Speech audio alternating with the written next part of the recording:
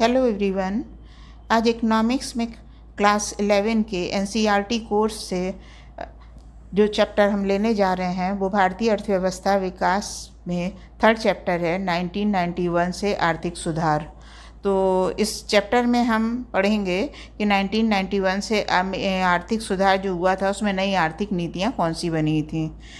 तो चलते हैं इसके टेबल ऑफ कंटेंट की तरफ।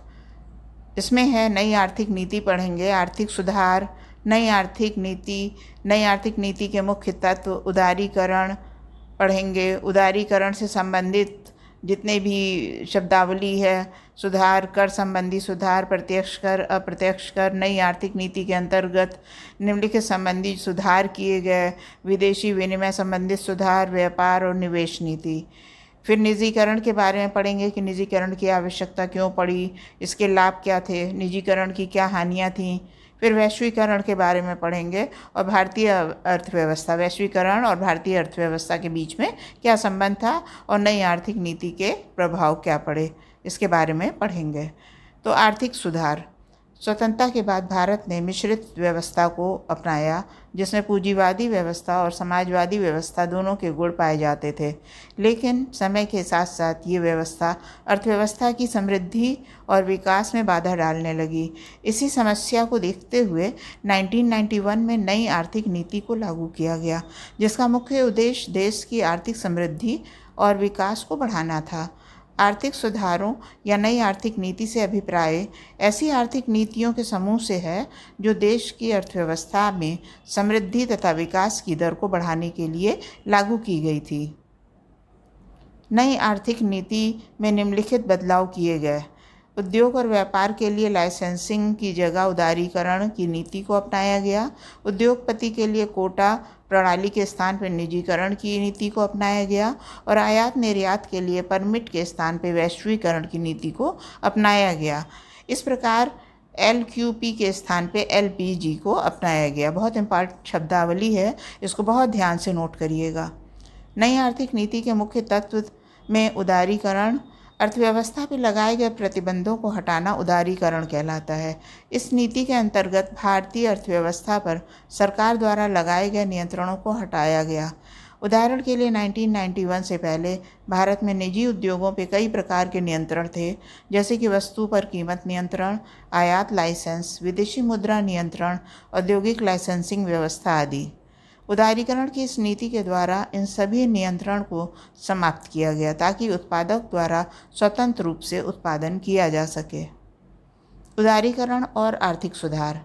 औद्योगिक क्षेत्र संबंधी सुधार, औद्योगिक लाइसेंसिंग की समाप्ति, सार्वजनिक क्षेत्र का प्रभाव, कम उत्पादन क्षमता के विस्तार की छूट, उत्पादन क्षेत्र के आरक्षण की समाप्ति, पूंजीगत वस्तुओं के आयात की स्वतंत्रता, वित्तीय क्षेत्र संबंधित सुधार, RBI की भूमिका में परिवर्तन, निजी बैंकों का विकास, बैंकों में विदेशी निवेश की सीमा में वृद्धि, कर संबंधी सुधार।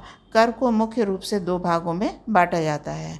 प्रत्यक्ष कर वो कर जिनका भुगतान उसी व्यक्ति के द्वारा किया जाता है जिस पर वो कर लगाए जाते हैं, प्रत्यक्ष कर कहलाते हैं, अर्थात इन करों को अन्य व्यक्तियों पर टाला नहीं जा सकता। उदाहरण के लिए आयकर और संपत्ति कर। अप्रत्यक्ष कर वो कर जिनका भुगतान अन्य व्यक्तियों पर डाला जा सकता है, अर्थात जो व्यक्ति इनका भुगतान करता है वो इनका मौद्रिक भार नहीं उठाता। उदाहरण के लिए वस्तु और सेवा कर, GST। नई आर्थिक नीति के अंतर्गत निम्नलिखित कर संबंधी सुधार किए गए। कर की दरों में कमी, कर प्रणाली में सरलता, विदेशी विनिमय संबंधित सुधार। 1991 में भारतीय रुपये का अवमूल्यन किया गया, जिसके फलस्वरूप अन्य देशों की मुद्रा की तुलना में भारतीय मुद्रा की कीमत में कमी आई। इसी वजह से अब अन्य देशों की मुद्राओं से भारत में अधिक वस्तुओं और सेवाओं की खरीदारी की जा सकती थी। इससे भारत द्वारा निर्यात में वृद्धि हुई। फिर है व्यापार और निवेश नीति सुधार, प्रशुल्क दरों में कमी, आयात लाइसेंसिंग की समाप्ति, निर्यात शुल्क की समाप्ति, मात्रात्मक प्रतिबंध की समाप्ति। निजीकरण वो प्रक्रिया है जिसके अंतर्गत सार्वजनिक क्षेत्र को निजी हाथों में सौंपा जाता है, अर्थात सार्वजनिक कंपनियों को बेचकर निजी कंपनियों में परिवर्तित किया जाता है। निजीकरण की आवश्यकता। सार्वजनिक उद्यमों में घाटा, अकुशलता, निम्न उत्पादकता, भ्रष्टाचार, विकास की निम्न गति के कारण निजीकरण की आवश्यकता पड़ी। निजीकरण के लाभ क्या हुए? निजीकरण में गुणवत्ता में सुधार हुआ, उत्पादन में विविधीकरण, उपभोक्ताओं की प्रभुता, समृद्धि और विकास में तेजी, भ्रष्टाचार और निम्न उत्पादकता जैसी समस्याओं का समाधान हुआ। इससे हानियां भी हुई। निजीकरण से सामाजिक कल्याण की भावना का अभाव हो गया, लाभ के अधिकतम ही कारण पर जोर, वंचित वर्गों के लिए समस्या, समाज के उच्च वर्गों का पोषण, असमान विकास, ये सब इसकी हानियां थीं। वैश्वीकरण से अभिप्राय देश की अर्थव्यवस्था को विश्व की अर्थव्यवस्था से इस प्रकार जोड़ने से है जिससे व्यक्ति, वस्तु, विचारों, पूंजी आदि का निर्माण, आदान प्रदान कर सके। वैश्वीकरण और भारतीय अर्थव्यवस्था।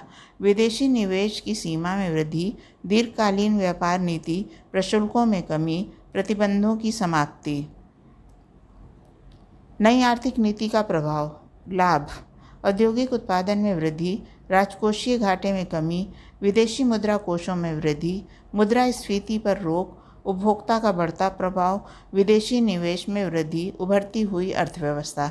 ये मेन हेडिंग्स हैं जो नई आर्थिक नीति के प्रभाव में थीं। प्रतियोगी बाजार की शुरुआत। इसमें हानियाँ क्या हुई?